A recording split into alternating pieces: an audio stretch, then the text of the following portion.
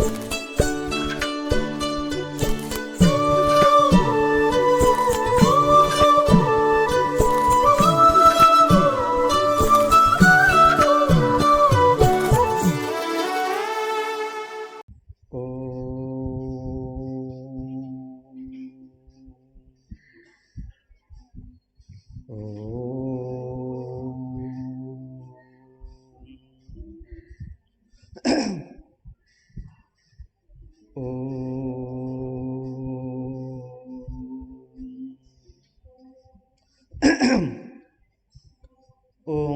సహనా భవతు సహనౌ భునక్తు సహ వీర్యం కరవావహై తేజస్వినావధీతమస్తు మా విద్విషావహై.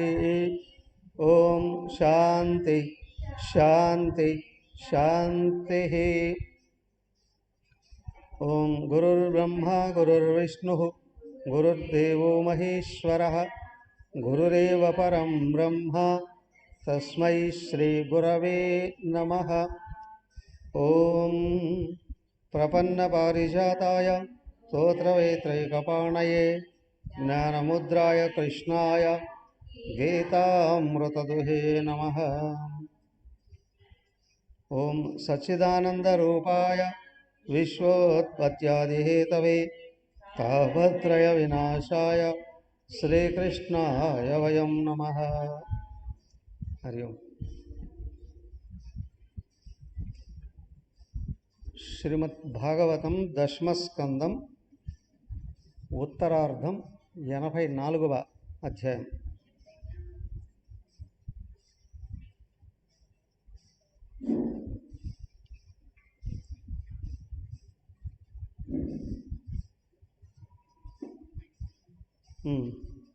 శ్రీకృష్ణుడు తల్లిదండ్రులని పిల్లల్ని కూడా తీసుకొని కురుక్షేత్రానికి వెళ్ళారు. కురుక్షేత్రంలో పవిత్రమైనటువంటి శమంత పంచకం అనే ప్రదేశం కురుక్షేత్రం. అక్కడ యాత్ర చేస్తూ ఉన్నారు. వీళ్ళని కలవడానికి చాలామంది వచ్చారు. హస్తినాపురం నుండి భీష్మద్రోణాది మహానుభావులు వచ్చారు. కౌరవులందరూ వచ్చారు. ధృతరాష్ట్రుడు గాంధారితో సహా, కుంతీదేవి, పాండవులు కూడా వచ్చారు. అలాగే వీళ్ళకి సంబంధించిన బంధువులందరూ కూడా అక్కడికి వచ్చి యాత్ర చేస్తూ ఉన్నారు. ఆ సందర్భంలో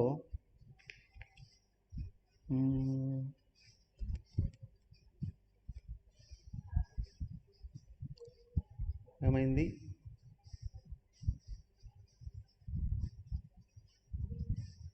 ఒకరినొకరు పరిచయం చేసుకున్నాం. ఎవరు, ద్రౌపదీదేవి అడిగింది శ్రీకృష్ణుడి యొక్క భార్యల్ని. వాళ్ళని పిలిచి, మీరు ఎవరెవరు, ఎక్కడెక్కడి నుంచి వచ్చారు, మీ వివాహాలు ఏ విధంగా జరిగాయి అని అడిగింది. వినిపిస్తుందా? క్లియర్గా వినిపిస్తుందా? ఆమె అడిగింది. వాళ్ళందరూ చెప్పారు. చెప్పిన తర్వాత మహర్షులందరూ కూడా వచ్చారు కృష్ణుని చూడడానికి. ఈ లోపల గోపికలందరూ కూడా వచ్చారు. బృందావనం నుండి యశోదానందులతో పాటు గోపికలందరూ కూడా కృష్ణుని చూడడానికి అందరూ వచ్చారు. చూడడానికి వచ్చినప్పుడు వాళ్ళని కూడా తీసుకెళ్ళిపోయి పక్కన కూర్చోబెట్టి కృష్ణుడు వాళ్ళకి బ్రహ్మజ్ఞాన బోధ తత్వజ్ఞానం బోధ చేశారు. వాళ్ళ లోపల ఏ విధమైనటువంటి చింతలకు అవకాశం లేనంత బ్రహ్మజ్ఞాన బోధ చేశారు. మళ్ళీ వెళ్తాడు, వెళ్ళరు, బృందావనకి వెళ్ళట్లేదు. మళ్ళీ అక్కడి నుంచి అటు వెళ్ళిపోయాడు ఆయన, మళ్ళీ రాలేదు ఇక్కడికి. పెంచిన తల్లిదండ్రులు వచ్చారు, వాళ్ళతో మాట్లాడాడు. యశోదానందులు అత్యంత ఆనందంగా వెళ్ళి వాళ్ళతో మాట్లాడారు. వాళ్ళు కూడా ఆనందంగా భరించారు వీళ్ళతో. తర్వాత దేవకి వసుదేవులు కూడా వీళ్ళని చక్కగా స్తుతించారు ఒక విధంగా. ఎందుకంటే మా పిల్లలు పుడుతూనే మేము పెంచుకునే స్థితిలో లేము, కానీ మీరే తీసుకెళ్ళిపోయి మా పిల్లల్ని పెంచి పెద్ద చేశారు. కృతజ్ఞతతో వాళ్ళని అభినందించారు. అది అయింది. ఈ లోపల ఋషులందరూ వచ్చారు. ఎవరెవరయ్యా ఋషులు? వాళ్ళ పేర్లు కూడా అన్నీ వరుసగా చెప్పారు. ఇదిగో ఈ ఋషులందరూ కృష్ణుని చూడడానికి వచ్చారండి. వాళ్ళందరూ కృష్ణుడిని స్తుతిస్తూ ఉన్నారు. ఆ సందర్భంలో ఏమైంది? శ్రీకృష్ణుడే వాళ్ళతో మాట్లాడుతూ ఉన్నాడు. 84వ అధ్యాయం 9వ శ్లోకం నుండి చదవండి ఒకసారి. శ్రీ భగవానువాచ అహో వయం జన్మభృతో లబ్ధం కార్త్స్నేయ తత్ఫలం దేవానామపి దుష్ప్రాపం యద్యోగేశ్వర దర్శనం కిం స్వల్పతపసాం నృణాం అర్చాయాం దేవచక్షుషాం దర్శన స్పర్శన ప్రశ్న నహం మయాని తీర్థాని న దేవామృచ్చిలా మయా తే పునంత్యురుకాలేన దర్శనాదేవన నాగ్నిర్నో సూర్యో న చంద్రతారక నభోర్జలం ఖం శ్వసనో అథవాంగ్మనః ఉపాసితాభేదకృతో హరంత్యఘం యస్యాత్మబుద్ధిం కుణపేత్రిధాతుకే స్వదే కళత్రాదిషు భౌమయుజ్యధి ఎత్తేర్తసుబుద్ధి సలిలేన కర్హిచితో జనేష్వవిజ్ఞేషు స ఏవ భూకరః. ఓకే, ఏమైంది? భగవంతుడే వాళ్ళందరితో మాట్లాడుతున్నారు. ఎవరు? ఋషులు. ఋషులందరితో ఈయన మాట్లాడుతూ ఉన్నాడు. ఏం మాట్లాడుతున్నాడండి చూడండి. అహో వయం జన్మభృతో లబ్ధం కార్తస్మయ తత్ఫలం. అంటే మహాత్ములారా, కృష్ణుడు కోరుతున్నాడు. అదే గొప్పవాళ్ళ యొక్క గొప్పతనం ఏంటి అని అంటే, ఎదుటి వాళ్ళలో ఏమాత్రం గొప్పతనం ఉన్నా స్తుతిస్తారండి. గుర్తు చేయడానికి కూడా ఇంకొకటి, అహో వయం జన్మవృతో లబ్ధం కాస్నేయ తత్ఫలం. అయ్యా, మేము ఏ జన్మలో ఏ పుణ్యం చేసుకున్నామో ఏమో, మహాయోగేశ్వరులైనటువంటి మీ అందరి దర్శనం మాకు అయింది. ఎవరన్నారు? ఎవరిని చూసి? ఋషులందరినీ చూసి ఆయన మా జన్మ సఫలమైంది మీలాంటి వాళ్ళని చూడడం వలన. ఇంతకో ఆయనకు జన్మ సఫలమైందో లేదో పక్కన పెడితే, అలాంటి వాళ్ళ దర్శనం మనలాంటి వాళ్ళకు సఫలమవుతుంది అని. అవునా? సాధూనాం దర్శనం పుణ్యం స్పర్శనం పాపనాశనం సంభాషణం ముక్తిదాయకం అనన్నారే. సత్పురుషుల యొక్క దర్శనం మానవులకు అందరికీ ముక్తిదాయకం. పాపాలను పోగొడుతుంది, పుణ్యాలను అందిస్తుంది, పైగా ముక్తికి దారితీస్తుందండి. అది చెప్పక చెప్తున్నాడు శ్రీకృష్ణ భగవానుడు. ఆయన మానవుడు, సామాన్య మానవుడుగా చెప్తూ, మీలాంటి వాళ్ళ దర్శనం వలన మాలాంటి వాళ్ళందరూ తరిస్తారయ్యా. అంటే మానవులందరూ తరిస్తారు. అవునా? వింటూ ఉన్నది ఎవరు ఎదురుగా? ఋషులు కదా. ఈయన ఏం మాట్లాడుతున్నాడో వాళ్ళకి తెలుసా తెలియదా? వాళ్ళ అతి వినయం చూపించరు. అయ్యయ్యో మేము ధరిస్తాం మీ దర్శనం వలన అని ఏమీ అంటారు వాళ్ళు. ఋషి ఎప్పుడు నిలకడగా ఉంటాడు. ఎదురుగా ఎవరు ఏం మాట్లాడుతున్నా మాటలే కాదు, వెనకలు ఉన్న ఆలోచనలు కూడా చదివేస్తారు. వెనకలు ఉన్న ఆలోచనలు, ఏ ఆలోచనతో, ఏ బుద్ధితో, ఏ స్వభావంతో ఏం మాట్లాడుతున్నారా అని చూస్తారు కదా. ఇక్కడ భగవంతుడు అవతారం ఎత్తొచ్చాడు. ఎందుకు? సజ్జనులైనటువంటి వాళ్ళందరినీ తరింపచేయడానికి. ఆయన నోటి నుండి ఏ మాట వచ్చినా అదే ఉద్దేశంతోనే వస్తుంది. దానికి గురుదేవులు అనేవారు, ప్రతి శ్వాస ఒక ఉపదేశమే అని. గ్రంథం కూడా వచ్చాయి చాలా. ఆయన శ్వాస అంటే మాట అని, ప్రతి మాట కూడా ఉపదేశమేనండి. అలాగే అమ్మగారిని డైరెక్ట్గా చూసాం. అమ్మగారు ఏం మాట్లాడుతూ ఉన్నా అసత్యం కానీ, అధర్మం కానీ, ఉబుసుబోక కబుర్లు కానీ, రాకూడని మాటలు కానీ ఏ వచ్చేటివి కాదు. వాళ్ళు ఏం మాట్లాడినా సత్యమే అయి ఉండాలి, ఇతరులకు ప్రయోజనకరంగా ఉండాలి. సత్యం ప్రియం హితం బ్రూయాత్. సత్యమై ఉంటుంది, ఎదురు వాళ్ళు కొంచెం మనసు పెట్టి వింటే చాలా ఇష్టం కూడా అవుతుంది. అయ్యా ఖచ్చితంగా వినాలంటే వాళ్ళకి మంచి జరుగుతుంది కదా. అందుకే ఇక్కడ ఏంటి అంటే భగవంతుడు సాక్షాత్ చెప్తూ ఉన్నాడు, ఏమయ్యా అందరికీ అన్ని సమయాల్లో నేరుగా భగవంతుడి అవతరించి వ్యవహరిస్తాడా? అవకాశం లేదు కదా. కాబట్టి మానవులు సక్రమంగా హాయిగా సుఖంగా జీవితాన్ని నడుపుకుంటూ పరిపూర్ణమైన సుఖాన్ని పొందాలి అంటే అసలు మార్గం ఏంటి? మహాత్ముల్ని ఆరాధించడం, వాళ్ళు చెప్పింది విని వాళ్ళు చెప్పినట్టుగా నడుచుకోవడమే.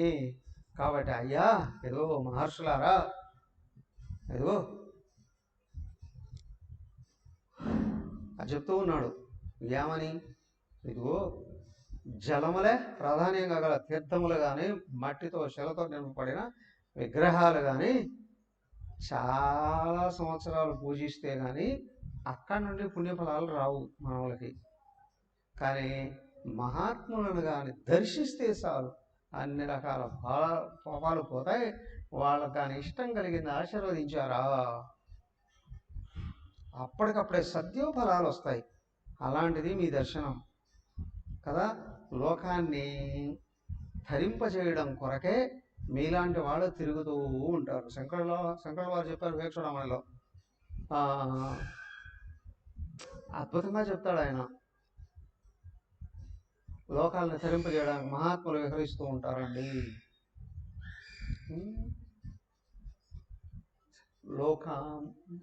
శ్లోకం ఉంది, వసంతవల్లోక చరంతి సంతో. సత్పురుషులు వసంత ఋతువులాగా చరిస్తూ ఉంటారండి. అదేంటంటే వసంత ఋతువు వస్తూ ఉంది అని అంటే వర్షాలు వస్తాయి కదా, చెట్లకి చిగుళ్ళు వస్తాయి, పిందెలు వస్తాయి, పూత వస్తుంది, కళకళలాడుతుంది ప్రకృతి అంతా కూడా, అన్ని రకాల కాయలు వస్తాయి కదా. కాబట్టి మహాత్ములు ఎక్కడైతే తిరుగుతూ ఉన్నారో ప్రకృతి సర్వ జీవరాశులు ఆ విధంగా పులకిస్తాయండి. భూమి పులకిస్తుందండి వాళ్ళ యొక్క సాన్నిధ్యంలో. కాబట్టి ఇంతమంది ఋషులు ఎక్కడికి వచ్చారు అని అంటే, అయ్యా మా అందరి జన్మలు ధరించిపోయినట్టే ముళ్ళారా. వాళ్ళు చూస్తున్నారు, వాళ్ళు ఊరికే ఉంటారా? వ్యక్తి ఎవరైనా సరే గురు సాన్నిధ్యాన్ని అనుభవిస్తున్నాము అని అంటే, గురు శుశ్రూష చేస్తున్నాము అంటే, గురు దగ్గర బోధనలు వింటున్నాము అంటే సహజంగా లోపల ప్రవర్తన మారిపోతుంది. అసత్య ప్రవర్తన వెళ్ళిపోతుంది, అధర్మ ప్రవర్తన వెళ్ళిపోతుంది. జీవితంలో సత్య మార్గంలోకి ధర్మ మార్గంలోకి వస్తుంది. చేసే విషయాలన్నీ కూడా రైటా రాంగా తెలుస్తాయి. గురు అనుగ్రహంతో ఇంకేమవుతుంది, తప్పులలోకి పడిపోకుండా జారిపోకుండా నిగ్రహించుకునే శక్తి కూడా వస్తుంది. అనవసరమైన ఆడంబరాలు వెళ్ళిపోతాయి, హఠాటపాలు వెళ్ళిపోతాయి. లేని గొప్పలు చెప్పడం అనేటువంటిది ఏదైతే ఉందో అవునా, అది కూడా వెళ్ళిపోతుంది. అంటే ఇదంతా ఏంటి, వ్యక్తి సత్య ప్రవర్తనలోకి వస్తూ ఉన్నాడు. వాళ్ళకి కష్టాలు వచ్చినా తట్టుకునే శక్తి ఉంటుంది. కానీ ఇంకా ఏమి కష్టానికి కారణం ఏంటా, లేకపోతే దాన్ని ఎట్లా తొలగించుకోవాలా తెలియలేదు అని అనుకోండి, వెంటనే గురువులతో సంప్రదిస్తారు నిర్భయంగా.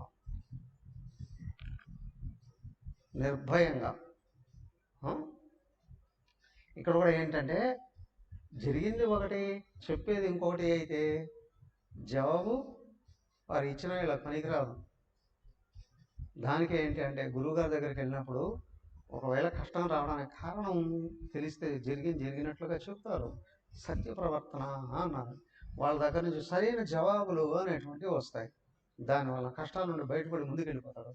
సో దీనివల్ల ఏమవుతుంది అంటే శిష్యులలో గురువు యందు భగవద్భావం ఉద్భవిస్తుంది.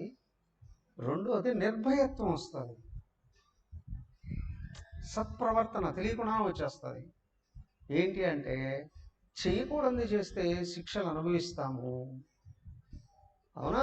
పొరపాటుగా ఏదైనా జరిగి ఉంటే కంపల్సరీగా సరిదిద్దుకుంటే, ప్రాయశ్చిత్తం చేసుకుంటే బయటపడి ముందుకు వెళ్ళిపోతాము అనే దాంతో ఏమవుతుంది, ఉన్నది ఉన్నట్లు వ్యవహరించడము, వ్యక్తం చేయడము ఉంటుంది. దాంతో గురువుల మీద అపారమైన భక్తి ఏర్పడుతుంది, శ్రద్ధ ఏర్పడుతుంది. అన్నిటికంటే ముందు తనను సరిదిద్దుకునే వాడికి నిర్భయత్వం వస్తుంది, భయరాహిత్యం వస్తుంది. తన ప్రవర్తన ఎందు కానీ తను చర్చించే విషయం ఏంది కానీ, అవునా, తను వ్యవహరించే తీరులో కానీ నిర్భయత్వం వస్తుంది. ఇది ముఖ్యం. ఎవరికి భయపడ్డావు, నేను కరెక్ట్గా ఉన్నాను, ఎందుకు భయపడాలి? తెలియక ఏదైనా పొరపాటు జరిగింది, సర్దిద్దుకుంటాను, అడిగే సలహాలు అడిగి సర్దిద్దుకుంటాను, హాయిగా వెళ్ళిపోతుంది. అనవసరమైన ఆలోచనలు ఉండవు, అనవసరమైనటువంటి వేదనలు ఉండవు. ప్రవర్తన ఉన్నతంగా, అదే సహజంగా ముందుకు వెళ్ళేటువంటి అవకాశాలన్నీ దొరుకుతాయి. అదే దానికి ఏంటంటే ఋషులు గురువుల దగ్గరికి వెళితే సామాన్య మానవులకు కూడా ఇట్లాగా వస్తుంది. అదే గురువులు సాక్షాత్ భగవంతుడు వచ్చిన ఆయనతో కూడా అలాగే వ్యవహరిస్తారు.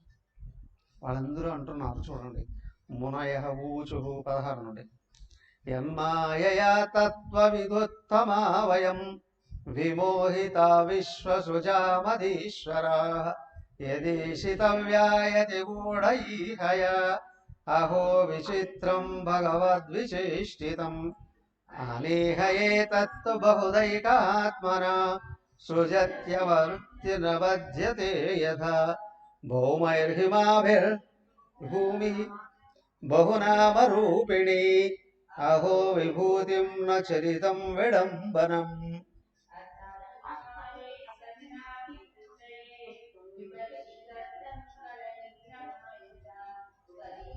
ఆన్లైన్లో చదవకండి. హరి ఓం. ఆన్లైన్లో ఉన్నవాళ్ళు ఆఫ్ చేసుకోండి, మ్యూట్లో పెట్టుకోండి, డిస్టర్బెన్స్ వస్తుంది. మీరు చదవండి కానీ చెప్పండి. తపస్వాధ్యాయ సంయమై యత్రోపలబ్ధం సదవ్యక్తమ తస్మాత్ బ్రహ్మకులం బ్రహ్మన్ శాస్త్రయోనేస్త్వమాత్మనః సవాజేష సద్ధామ తద్బ్రహ్మణ్యగ్ర నిర్భ్రమాన్. ఓకే, ఏమైంది? మునయ ఊచు, మునులందరూ మాట్లాడుతున్నారు. అయ్యా ఏతో మాయయా తత్వ విదుత్తమావయం. ఇదిగో ఓ పరమపురుష భగవాన్ శ్రీకృష్ణ, ప్రజాపదులలో శ్రేష్ఠులైనటువంటి వాళ్ళు చతుర్దశ మనువులు, వాళ్ళకి ఇంకా గొప్ప వాళ్ళు కూడా, వాళ్ళందరూ కూడా మరీచ్యాదులు, తత్వవేత్తలలో ప్రముఖులైనటువంటి మేము కూడా నీ మాయకు వశమయ్యే ఉన్నామయ్యా. దానికి ఏంటంటే దేహం ఉన్నంత వరకు మాయ వెంట ఉంటుంది. దానికి తత్వాన్ని సంపూర్ణంగా అందుకున్నటువంటి మహానుభావులు కూడా అది మర్చిపోకుండా ఉండడం కొరకు, మాయ మీద పడకుండా ఉండడం కొరకు నిరంతరం దైవాన్ని తలుసుకుంటూనే ఉంటారు. అప్పుడు ఋషుల్ని మనం చూసామా? చూసిన వాళ్ళు ఇప్పటిదాకా ఉన్నారా?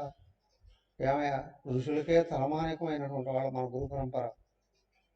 అవునా? స్వామి తపోవనం, స్వామి చిన్మయానంద మహారాజ్, మన అమ్మగారు స్వామి శారదా ప్రేమానంద అమ్మగారు. తపోవనండి ఎవరు చూశారు ఏమో, మిషన్ ఏర్పడకముందే, మిషన్ ఏర్పడుతూనే ఆయన ప్రారంభ సమయాల్లోనే ఆయన లేశారు. తర్వాత ఎప్పుడు ధ్యానం చేస్తూ ఉండేవారు. అవునా? తర్వాత గురుదేవులు ప్రపంచవ్యాప్తంగా అంతా తిరుగుతూ ఉన్నాయి. ఎప్పుడు ఆయన చేతిలో జపమాల ఉండేది. జపమాల. ఖాళీగా ఉన్నాడా క్లాసులు చెప్పేటప్పుడు తప్ప మిగతా సమయం అంతా జపమాల తిరుగుతూ ఉండేది. అమ్మగారు వచ్చి క్లాసులకు వచ్చిన వాళ్ళు చేతికి వేసుకుని ఉండేవారు. క్లాస్ అయిపోయింది వెంటనే తీసేవారు. కూర్చొని అందరూ నమస్కారం చేస్తున్నా గొప్ప జపం జరుగుతూ ఉండేటువంటిది. ఏమయ్యా వాళ్ళకి అవసరమా అంటే అంతా ఆయనే అనే విషయం మరొక రాకుండా ఉండడం. దానికి ముళ్ళు చెప్తూ ఉన్నారు, అయ్యా మేము బ్రహ్మజ్ఞానంలో ఉన్నతులకి మరీషాదులు ఉన్నారే, ప్రజాపదులు, వాళ్ళు కూడా తత్వవేదలో మహాశ్రేష్ఠులే. అయినప్పటికీ కూడా నీ మాయ క్వశ్చన్ అయ్యా అంటున్నావు. మనిషిని ఎప్పుడు మాయ ఏ దారిలోకి మళ్ళిస్తుందో తెలియదండి. అసలు విషయం ఏంటంటే మాయ ఎక్కడ కమ్మేస్తుందండి? ఏం లేదు, ఎదురుగా కనిపించేది నిజం అనిపిస్తే సార్ లాగేస్తుంది. ఎదురుగా కనిపించే ప్రపంచం నిజం అనిపిస్తే చాలు. మరి నిజం అనిపించుకోవడం అంటే అదే. ఎవరయ్యా సాధకుడు, ఎవరయ్యా జ్ఞాని, ఎవరయ్యా ఔన్నత్యంతో కూడిన సాధన కలిగినటువంటి వాడు అని అంటే లేదు, ఎక్కడ ఉన్నా ఎవరితో వ్యవహరిస్తున్నా ఏ పనులు చేస్తూ ఉన్నా ఎక్కడ తిరుగుతూ ఉన్నప్పటికీ కూడా అంత ప్రపంచం అంతటిగా కూడా కనిపిస్తూ ఉన్నది వెనకలో ఉన్న పరమాత్మ ఒక్కడే అనే విషయం మరపుకు రాకుండా ఉండగలగాలి. పైగా అదే ఇదిగో శరీరంగా నేను అందరికీ గోచరిస్తూ ఉన్నప్పటికీ కూడా నేను శరీరానికి అతీతంగా ఉన్నాననే విషయాన్ని మరపుకోకుండా ఉండగలను. ఎవరయ్యా సాధువు? మంచి పనులు చేస్తున్నాడా లేదా? కాదు. తనని ఆత్మగా గుర్తుంచుకున్నాడా, మర్చిపోయాడా? మహాత్ముల చేత చదువు చేత అన్ని మంచి పనులే జరుగుతాయి, కానీ కోర్స్ అది మంచి పని అయి ఉన్నప్పటికీ కూడా తనకి మాయకు లోను చేస్తుందా తనను, లేదా తన తత్వజ్ఞానంలో నిలబెడుతుందా? దానికి ఏంటంటే అర్థకామాలు ఉన్నాయి, ఎవరినైనా సరే మాయలోకి లాగి పారేస్తాయి. ఎలాగా అండి? ప్రపంచం నిజం అనిపిస్తే దానికి ఎవరయ్యా సన్యాసి, సాధువు, ఋషి, ముని అని అంటే ఎల్లప్పుడూ భగవంతుడు ఒక్కడే నిజం, అందరూ ఆయనే, నేను కూడా ఆయనే అయి ఉన్నాను అనే విషయాన్ని మర్చిపోకుండా ఉండగలగాలి. లేకపోతే లాగేస్తాయి అర్థకమాలు, ప్రపంచంలోకి లాగేస్తాయి, భయాన్ని కలిగిస్తాయి. ప్రపంచంలో ఏ విషయం మీద అయినా సరే తాదాత్మ్యం వచ్చిందంటే భయం పడుతుంది, అది ఎవరిని లాగేసుకుంటాడేమో. దానికే అన్నారు అద్వైతేన అభయం అన్నారు. ఉన్నవాడు ఒకడే, వాడే నేను, వాడే అందరూ అనే విషయము మరచిపోతే భయం వస్తుందండి, మరచితే భయం వస్తుందండి. సో మర్చిపోకుండా ఉండగలగాలండి. దానికి అయ్యా మేమందరం కూడా నీ మాయకు వశులమే, అవునా? నీ లీలలో విచిత్రాది విచిత్రాలు కదా, ఇదిగో కనిపిస్తూ ఉన్నటువంటి ప్రపంచం అంతా కూడా ఇది 4 రకాలుగా పుడుతూ ఉంది. ప్రపంచం కనిపిస్తుంది కదా, జీవరాశులుగా, జడమైన వస్తువులుగా, కదిలే జీవులు, కదలని జీవులు కదా, ఇన్ని రకాలుగా ఇవన్నీ కనిపిస్తూ ఉన్నప్పటికీ కూడా, అన్నిటిలోనూ ఉన్నప్పటికీ కూడా సృష్టి స్థితి లయాలుగా కారణమై ఉన్నవాడైనా నువ్వు ఎప్పుడూ నీ స్వరూపాన్ని మర్చిపోవట్లేదు, అవునా? మేము తిరుగుతున్నాం, మాకు మరొక అవకాశం ఉంది, అదే మాయ.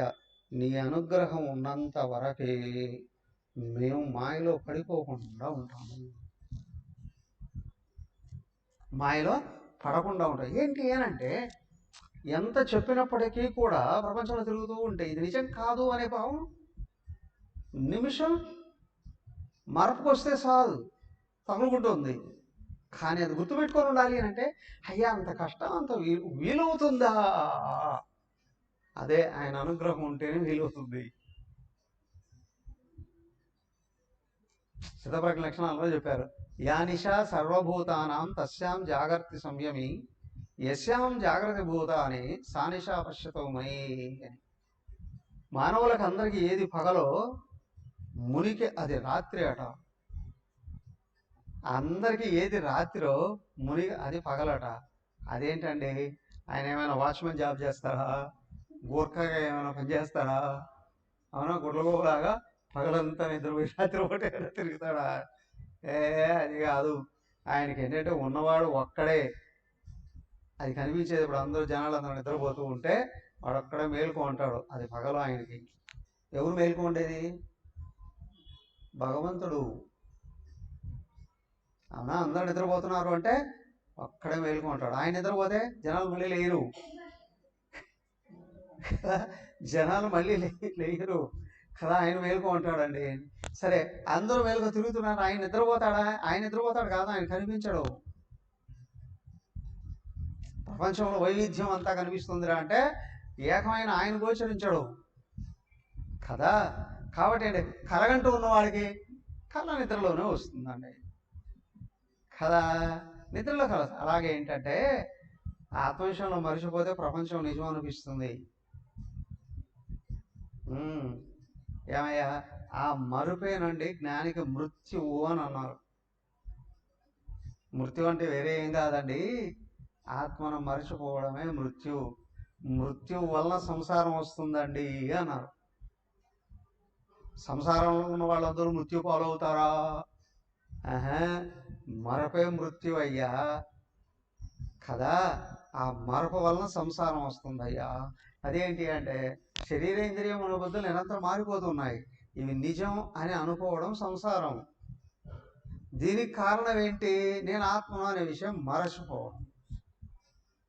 మరచిపోవడం కదా. కాబట్టి నీ అనుగ్రహం ఉంటే నిజం గుర్తుంటుంది. నీ అనుగ్రహం లేకపోతే నిజం పక్కకి వెళ్ళిపోతుంది. కాబట్టి జ్ఞాని అయిన వాడు ఉన్నాడే, నిత్యం నిరంతరం ఏం చేస్తాడు? హృదయాన్ని శుద్ధి చేసుకోవడం కొరకు అవునా తపస్సు చేస్తాడు, స్వాధ్యాయం చేస్తాడు, అవునా ఆ నేర్చుకున్నటువంటిది గుర్తుంచుకుంటాడు, ఇతరులతో చర్చించుకుంటూ ఉంటాడు, ఆయనే ధ్యానిస్తూ ఉంటాడు. ఇలాంటి పనులు ఎవరైతే శ్రవణ మరణ నిధిధ్యాసలలో నిరంతరం ఉంటూ ఉంటారో వాళ్ళకి మాయ దూరం అవుతుంది. ఇక్కడ మాయ కూడా సహకరిస్తుంది. జ్ఞానం బోల్డ్ అంత ఉండొచ్చు, కానీ అది తనకు గుర్తుండాలి అన్నా, దాన్ని గుర్తుంచుకొని ఆచరించాలి అన్నా, ఆ జ్ఞానాన్ని గుర్తించి ఉన్నదో ఉన్నట్లుగా ఇతరులుగా చెప్పాలన్నా కూడా వెనకల ఆయన అనుగ్రహం ఉంటేనే జరుగుతుందంటే, లేకపోతే జరగదండి. జ్ఞానం ఉన్న వాళ్ళందరూ చెప్పలేరు, జ్ఞానం ఉన్న వాళ్ళందరూ కూడా గుర్తుంచుకోలేరు. ఎందుకైనా మాయ కారణం అంటే దానికి ఎవరైతే సర్వ సమర్పణ భావనతో ఆయన కోసం ప్రయత్నం చేస్తూ ఉన్నారో, ఆయన గుర్తుంచుకోవడానికి ప్రయత్నం చేస్తున్నారో ఆయన వాళ్ళకు మరొక రాడండి. ఎవరు చెప్తున్నారు ఇదంతా?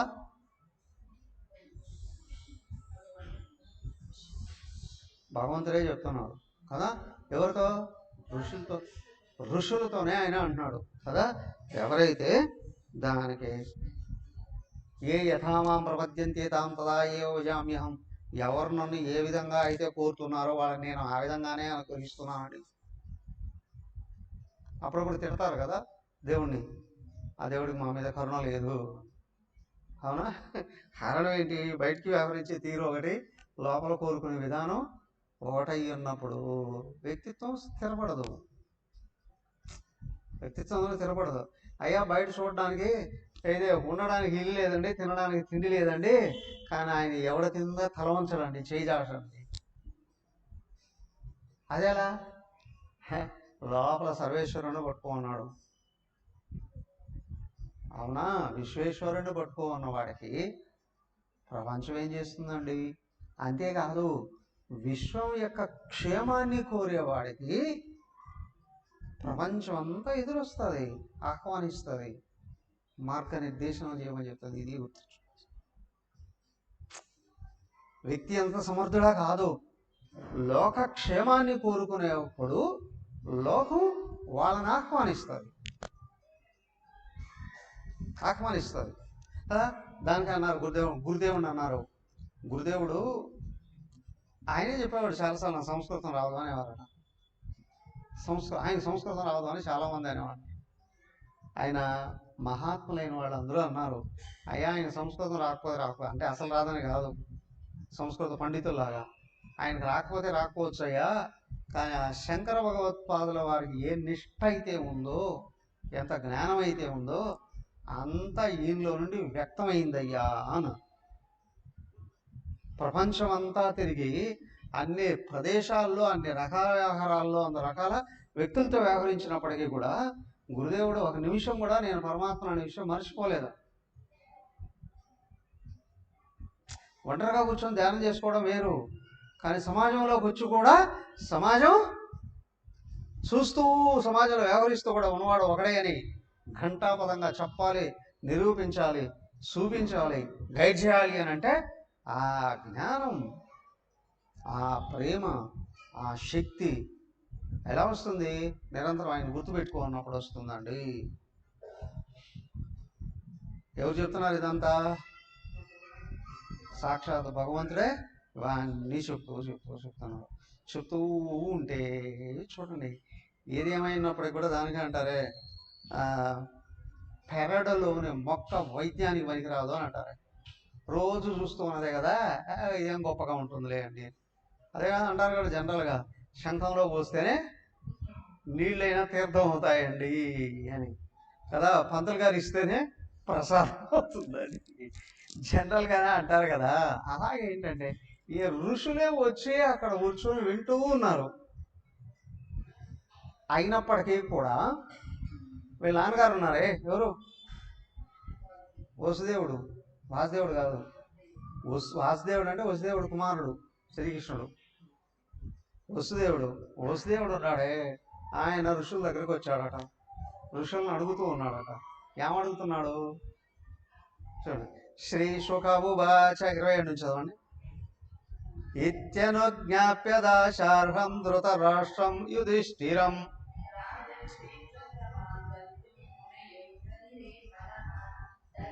క్షతానుపౌరజ్య వసుదేవో మహాయశాః.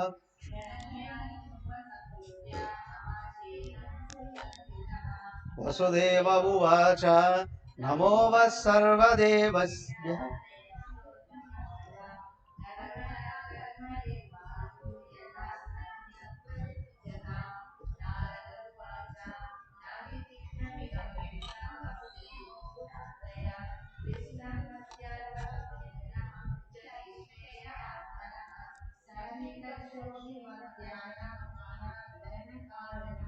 గాంగం హిత్వా యదాన్యాంబ తత్రత్యో యాతి శుద్ధయే యస్యానుభూతి కాలేన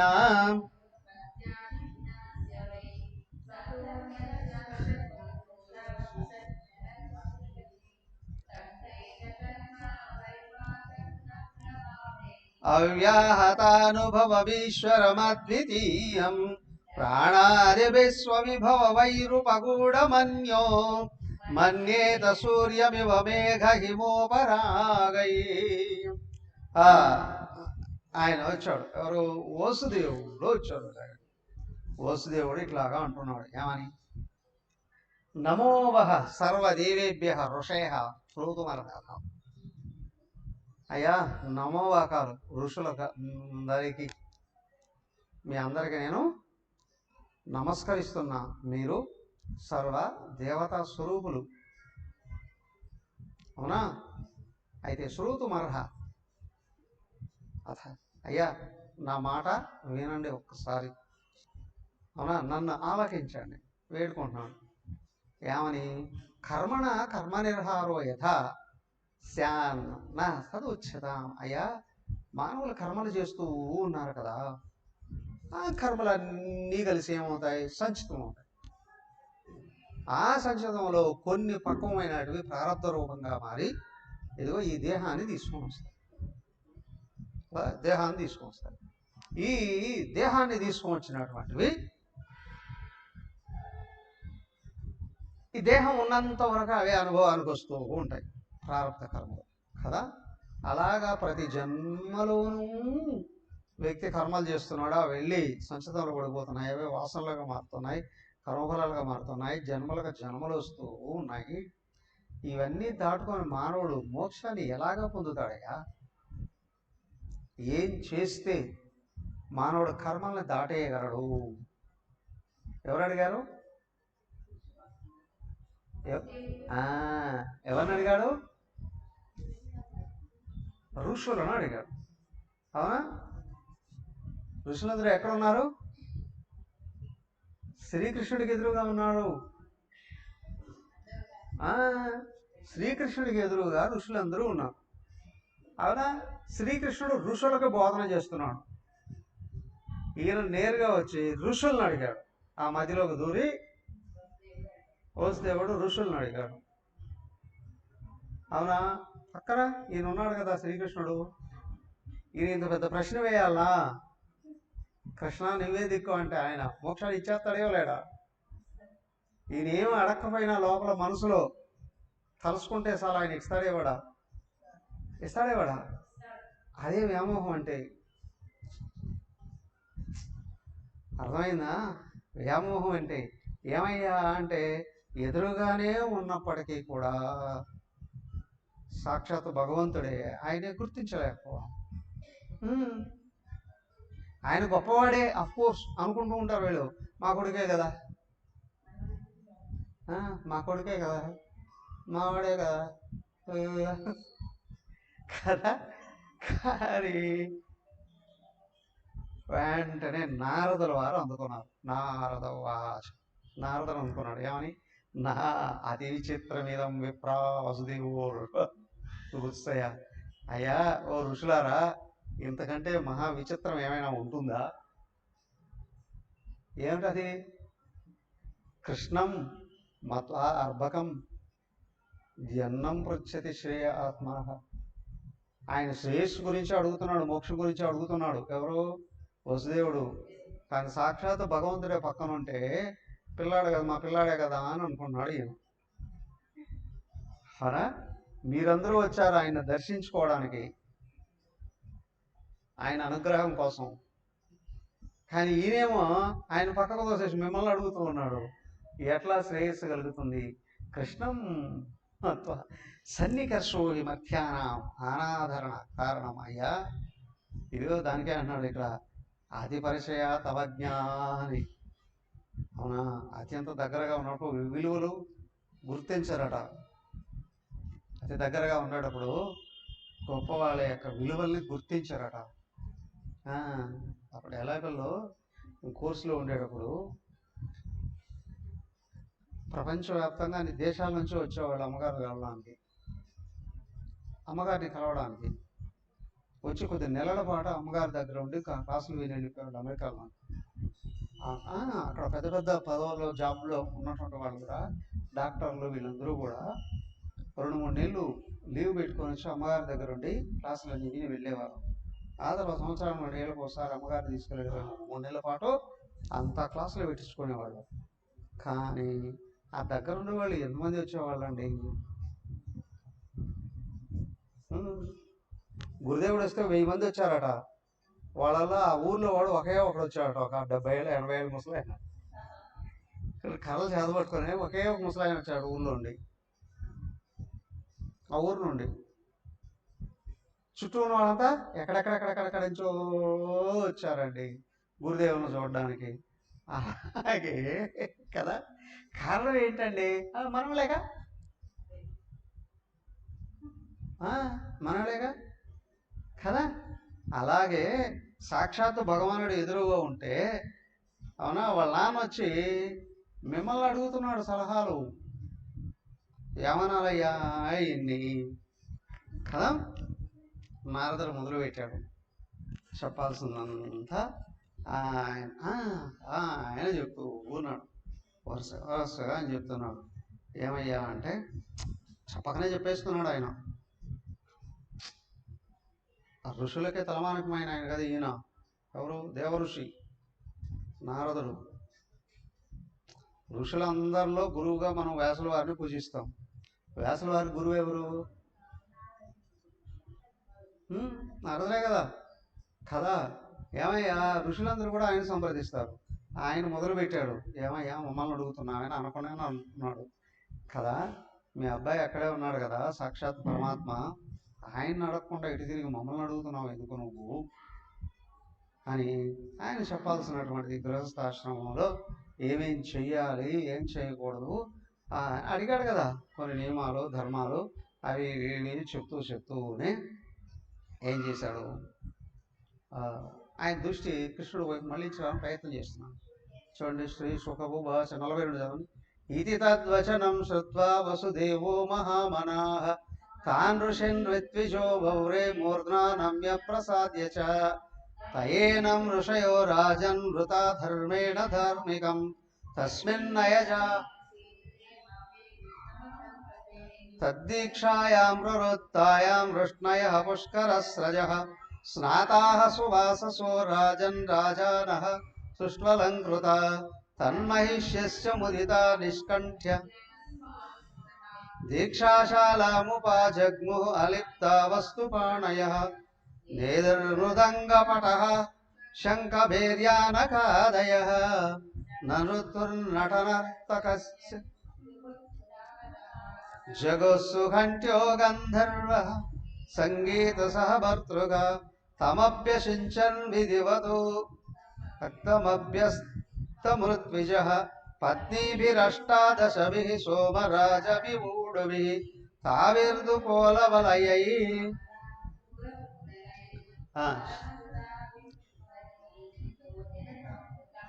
ఓకే, శుకుడు చెప్తూ ఉన్నాడు, ఓ పరీక్ష మహారాజా, అవునా, ఇది తద్వచనం సుత్వ వసుదేవో మహామనా, నారదుల యొక్క మాటలు, నారద మహర్షి యొక్క మాటలు విన్నటువంటి వాడై వసుదేవుడు ఆయన ఈ విధంగా అంటూ ఉన్నాడు కదా. అడిగాడు ఆయన, నువ్వు ఒక వ్యక్తికి చాలా కాలం బాధలలో ఉన్నాడు అని అనుకోండి, అవి ఇంకా కొంతకాలం పీడిస్తాయి. జ్వరం వచ్చింది, మందు వేసుకున్నాడు, తగ్గిపోయాడు, జ్వరం తగ్గిపోయింది, కానీ నీరసం అనేది ఉంటుందిగా, నీరసం అనేది ఉంటుందిగా. అలాగే కొన్ని కష్టాలు అనుభవించినప్పుడు వాటికి సంబంధించిన కొన్ని వాసనలు ఉంటాయి లోపల, అవి కొద్ది రోజులు పీడిస్తాయి కదా.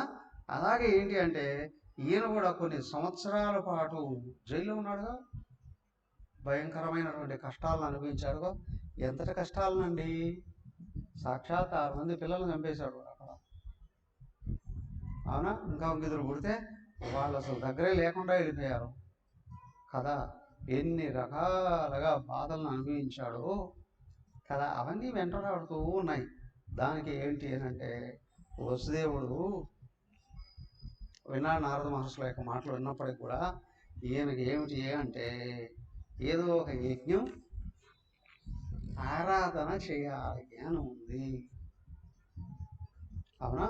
ఒక యజ్ఞ కార్యాన్ని ఏదైనా చేస్తే దానికి ఏంటంటే బాగా తెలిసిన వాళ్ళు యజ్ఞం అంటే ఏమంటే జ్ఞానయజ్ఞం చేస్తే అన్ని రకాల జ్ఞానం వస్తుందని అనుకుంటారు. కష్టాలలో ఉన్నవాళ్ళు వాటి నుండి బయటపడాలి అని అనుకుంటే బాహ్యంగా వస్తు యజ్ఞం, ద్రవ్య యజ్ఞం ఏదైనా చేయాలి. పెద్ద పూజో, వ్రతము, హవనము ఏదో ఒకటి చేయాలి అని అనుకుంటారు కదా. అలాగే ఏంటంటే వసుదేవుడు అడుగుతున్నాడు, అయ్యా ఇంతమంది మీరు వచ్చారు కదా, మీ సాన్నిధ్యంలో ఏదైనా మా చేత ఒక యజ్ఞాన్ని ఆరాధింప చేయించండి. సరే, వాళ్ళందరూ కూడా ఋషులు ఉన్నారుగా, ఆ విధంగా శ్రీకృష్ణుడు సన్నిధిలో వాళ్ళు కూడా ఎక్కువ రోజులు ఉండొచ్చు కదా. వాళ్ళకి అవసరం ఉన్నా లేకపోయినా ఈ కార్యం వలనైనా సరే ఎక్కువ రోజులు అక్కడ ఉండొచ్చు కదా. వాళ్ళందరూ కలిసి పెద్ద యజ్ఞాన్ని ఆరాధన చేశారు వసుదేవుడు కొరకు. అందరూ కూర్చున్నారు, వీళ్ళందరూ చక్కగా యజ్ఞాన్ని ఆరాధించారు. యజ్ఞం ఆరాధించి వీళ్ళందరూ కూడా ఏంటంటే రోజు యజ్ఞం అవుతుంది, వాళ్ళు ఉపన్యాసాలు చెప్తూ ఉంటారు, వీళ్ళు వింటూ ఉంటారు, కానీ మళ్ళీ ఎవరో ఒకరు వచ్చి ఏడుస్తారు, అవునా. అటు కుంతీదేవి పాండవులు, లేకపోతే ఇక్కడ దేవకి వసుదేవులు, లేకపోతే యశోదానందులు, ఆయన గోపికలు, వాళ్ళో వీళ్ళు ఎవరో ఒకరికి దుఃఖాలు కలుగుతూనే ఉంటాయి. అలాగా ఒకరు విడవలేక వదలలేక ఒకనొకరు సమాధానం పరుచుకుంటూ అలాగే వీళ్ళందరూ కలిసి దాదాపు 3 నెలల పైన అక్కడ ఉన్నారట, అక్కడ కురుక్షేత్రంలో. అందుకే కురుక్షేత్రానికి అంత గొప్ప యశస్సు ఏంటి అంటే 3 నెలల పాటు సాక్షాత్తు శ్రీకృష్ణుడితో సహా ఋషులందరూ కూడా కలిసి అక్కడ ఉన్నారు.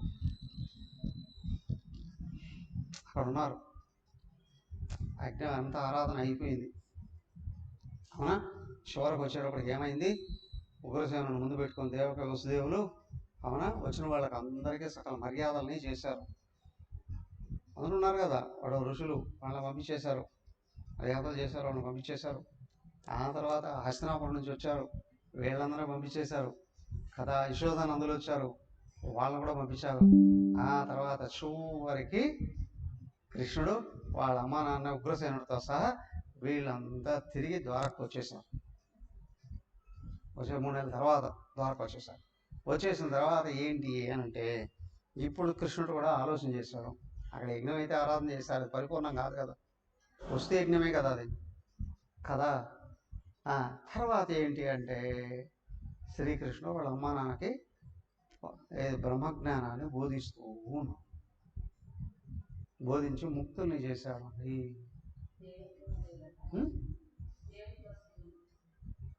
దేవకి వసుదేవులకి బ్రహ్మజ్ఞానాన్ని ఇచ్చి వాళ్ళని జీవన్ముక్తుల్ని చేశాడండి.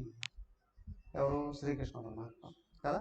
అది ఎలా జరిగింది, ఏం జరిగింది రేపు చెప్పుకోవడానికి ప్రయత్నం చేద్దాం. హరి ఓం. ఓం సర్వే భవంతు సుఖినః, సర్వే సంతు నిరామయాః, సర్వే భద్రాణి పశ్యంతు, మా కశ్చిద్ దుఃఖభాగ్ భవేత్. ఓం శాంతి శాంతి. హరి ఓం. శ్రీ గురుభ్యో నమః. హరి ఓం. హరి ఓం.